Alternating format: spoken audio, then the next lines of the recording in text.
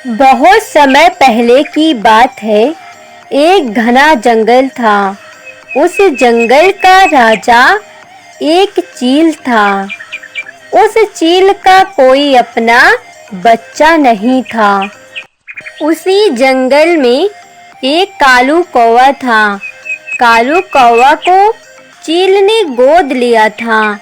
जब कालू कौवा छोटा सा था तभी से कालू कौवा अब काफी बड़ा हो गया। उसका नाम युवराज रखा गया।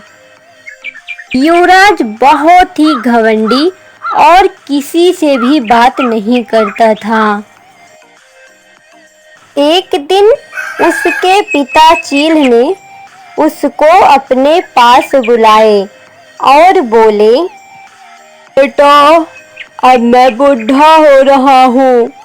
मैं चाहता हूँ कि तुम कोई सुंदर सी कन्या देखकर शादी कर लो और अपना राजपाट संभालो बेटा।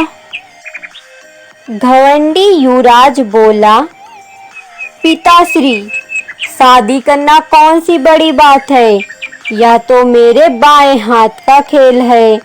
जंगल के सभी पक्षी मुझ पर मरती हैं। बेटा, इतना घमंड करना अच्छा नहीं होता है। शादी ऐसे किसी से नहीं करनी चाहिए। जिससे भी करो वो तुम्हारा साथ दे, इसलिए सोच समझ के करनी चाहिए। बेटा, मैं अच्छे अच्छे पक्षियों को जानता हूँ। मैं कल उन लोग को बुला लूँगा। तुम उन लोग से मिल लेना। अगर तुम्हें पसंद आएगा तो हम तुम्हारी शादी उसी से करा देंगे। अगले दिन जंगल में बहुत सुंदर सुंदर पक्षियाँ आती हैं। राजा चील बोलते हैं, बेटा युवराज, इसमें से जो भी कन्याएं तुम्हें पसंद आ रही हैं तो मुझे बता दो।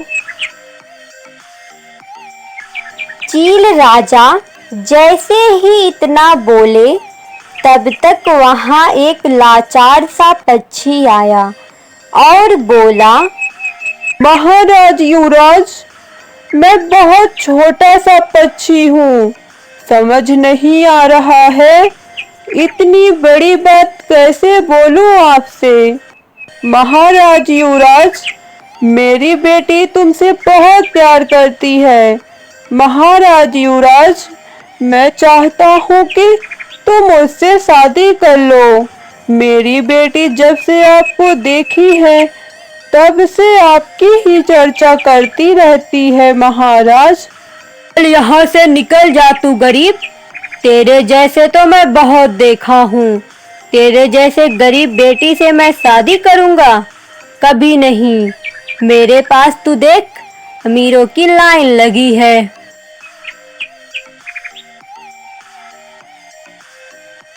यहाँ से तू चला जा, नहीं तो तुझे धक्के मार के निकलवा दूंगा मैं। इतने में उसके पिता चील बोलते हैं, देखो बेटा, मैं अभी भी बोल रहा हूँ, तुम सुधर जाओ। इतना अभिमान करना ठीक नहीं है बेटा। ऐसे किसी के साथ नहीं करते हैं बेटा। पिताश्री, अपना ज्ञान अपने पास ही रखो। मुझे रानी चिड़िया बहुत पसंद आई है। मैं उनसे ही शादी करना चाहता हूँ। एक दिन जंगल में एक घायल पक्षी पड़ा था। मदद करो, कोई मेरी मदद करो, कोई मेरी मदद करो। इतने में वही लाचार पक्षी आया। उसने घायल पक्षी को देखकर मदद मांगने के लिए इधर उधर भागने लगा।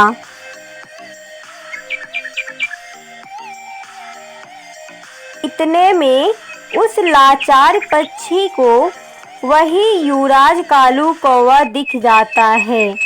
वह उसके पास जाकर बोलता है, महाराज युवराज, वहाँ एक पक्षी घायल पड़ा है, प्लीज उसकी मदद करो, नहीं तो वह मर जाएगा। हे लाचार पक्षी, तू मेरा पीछा करते करते यहाँ भी आ गया। यहाँ से तू चला जा। मैं एक बार बोल दिया, मैं तेरी बेटी से शादी नहीं करूँगा। इतने में उस लाचार पक्षी को गुस्सा आया। उसने बोला, हे युवराज, तुम्हारा घमंड इतना बढ़ गया है, आज मैं तुमको श्राप देता हूँ। आज के बाद सब पक्षी तुमसे नफरत करेंगे। जंगल के कोई भी पक्षी तुमसे शादी भी नहीं करेंगे और तुम एकदम गरीब हो जाओगे। और एक दिन ऐसा आएगा, तुम मेरी बेटी से शादी करने के लिए मेरे पैर पड़ोगे। अरे चल निकल, तू लाचार पक्षी, तू मुझे क्या श्राप देगा। समय बीतने लगा। धीरे धीरे जंगल के सभी पक्षी युवराज से बात करना छोड़ दिए। उसके माता पिता से लड़ाई होने लगी। बेटा, मैंने तुमको बहुत समझाया, लेकिन तुमने अपने घमंड को नहीं छोड़ा। तुम मेरे घर से निकल जाओ, मैं तुम्हारा शक्ल भी नहीं देखना चाहता। उसका बेटा घर छोड़कर चला जाता है। कुछ दिन तक भूखा घूमता रहा। फिर उसे एहसास हुआ, मैं लोगों के साथ बहुत गलत किया हूँ। मुझे ऐसा नहीं करना चाहिए था। मुझे उस पक्षी से माफी मांगना पड़ेगा जिसने मुझे श्राप दिया है। फिर वह उस पक्षी की खोज में जंगल में निकल जाता है और उस पक्षी को ढूंढने लगता है। ढूंढते हुए वह दूसरे जंगल चला जाता है। दूसरे जंगल जाकर उसे एक सुंदर सी पक्षी दिखती है। फिर वह मन ही मन सोचने लगता है, मुझे उस पक्षी का श्राप लगा है। मैं जिस पक्षी के पास जाता हूँ वह मेरे पास से भाग जाती है। यह पक्षी तो कितना सुंदर है, मुझे इससे बात करना होगा, लेकिन मैं कैसे बात करूं? ना सोचकर कालू उसके पास चला जाता है और बोलता है, मैं दूसरे जंगल से आया हूँ। मुझे एक पक्षी का श्राप लगा है। मैं बहुत ही घमंडी था। मैं दूसरों के दर्द को नहीं समझता था। आज मुझे उन सब की सजा मिल रही है। मैं एक पक्षी को बहुत ही जलील किया। अच्छा, ऐसी बात है तो मैं आपकी मदद कर सकती हूँ। आप मेरे साथ चलिए।